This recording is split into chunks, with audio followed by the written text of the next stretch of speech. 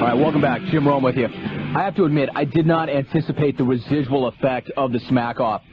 But I would say, not only are these allegedly, supposedly, the best calls in the jungle, but the faxes are about as good as they've ever been in response to the calls. I mean, take Justo. Finally, the wrath of Justo. Justo smacks back. Check this. Now, you have to understand, Doc Totola has essentially made a career out of ruining Justo. But Justo, with stick in hand, sends fax.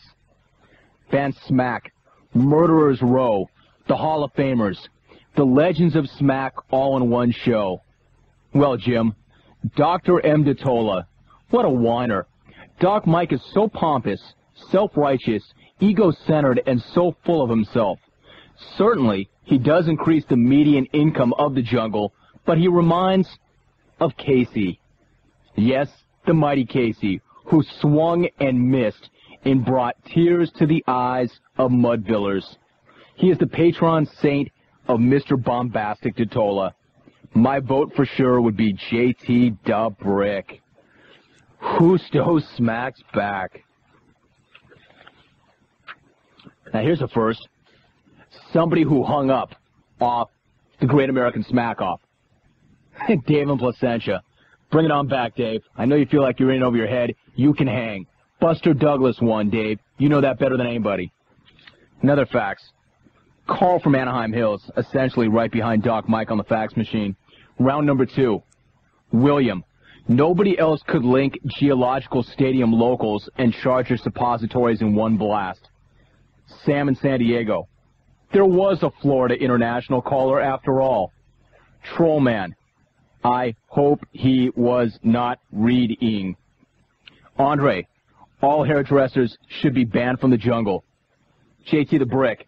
I just heard a thud outside my window. It must be JT's Scud finally giving in to gravity and falling to earth.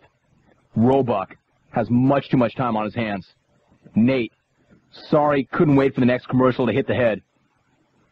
Pat O'Brien. Not bad for a rookie. Winner of the second round, JT the Brick. All right, back to the phones. Feeling pretty good about it. 20 past the hour. Let's keep going. Next stop. Got to get to the Chowd in San Diego. Chip, you are next up. Great to have you on the program. Rome. Let me tell everyone out in the jungle, I don't want any calls. I don't want any faxes. I don't want any votes. I'm going to make this pretty clear. Boston smack goes back to the Revolution. We smacked the British, and the rest, as they say, is history.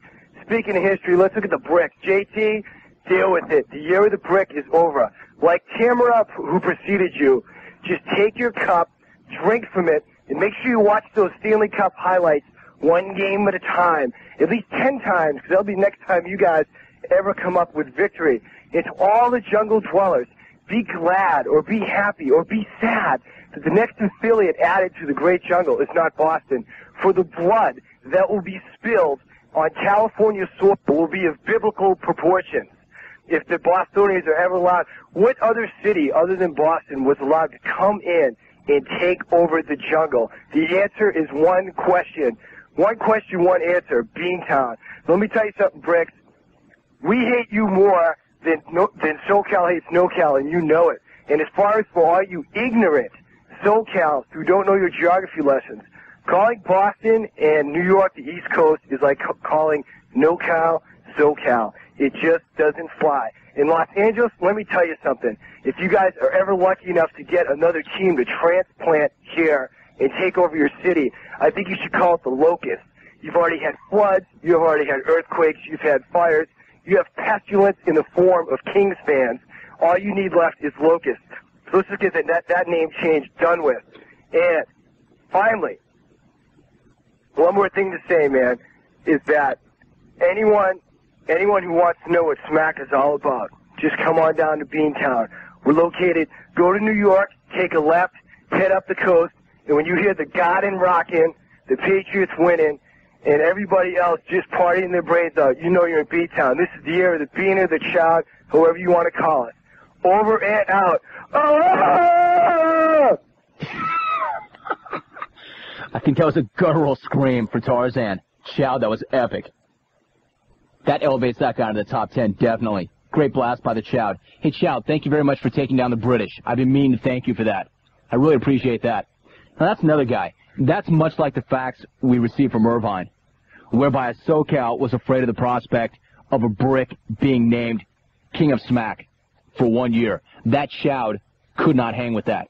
No way somebody from Boston wants somebody from New York to win that distinction. In terms of getting a Boston affiliate, I can tell you this right now. The people in Boston hate Van Smack. I know it. These people hate me, which is fine because I have family in Boston, which I hate. They hate me. I hate them. So we'll see what we can do about bringing them into the jungle. Outstanding blast. Man, that guy's got pride in himself, pride in his bad accent, pride in the Chowds. That's a beautiful thing. Chip, epic call. Let's keep this thing moving. Next stop. Actually, no, I don't want to cheat somebody out of a phone call. I've only got a couple of minutes left in the segment. Here's something for you. Another fax. Like I said, this thing has done wonders for our fax machine. I can't remember the last time we had faxes this good. Van Smack, just a few things that I've noticed over the first 2 hours of the greatest radio show in history. Eddie the Rope needs to take his rope and hang himself with it. What was that? That was the single most egotistical 5 minutes I have ever had the displeasure of listening to in my life.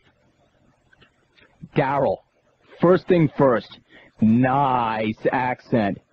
I simply cannot wait to see the Tommy Hawk Chop. Say hi to your sister/wife for me. Thus far, JT is the man. He reigns supreme over all jungle dwellers. That blast was of epic proportions, and I would be greatly surprised if anyone else will have the game to overtake him. As sad as it makes me, it looks as though a brick will rule the jungle for the upcoming 365 days. Mike in San Juan. Tommy Hawk Chop. Ay, ay, ay. Like I said, maybe the best fax day we've ever had, too. All right, phone number for the legends, 800-776-1690. About 90 minutes to go, and this, the great American Smack-Off. Esquire Totola's on deck. Dave and Irvine finally came in. Some people we're still looking for. Ray Craig is playing this pretty smart. He's laying back. I know he'll make an appearance at some point. Chowd is out. We can cut him off the list. We have not heard from Mark Grace, who said that he would try to give us a call. Hudman said he would try to give us a call. Jim Lampley was supposed to give us a call in the final hour. That's a possibility, and you never know what else we might secure. So keep banging it. We'll come back, take a time out, and then more of the Great American Smack-Off. Don't forget, we have a new affiliate coming in on Monday, Rochester, New York. I'm Jim Rome, and this is the Noble Sports Radio Network.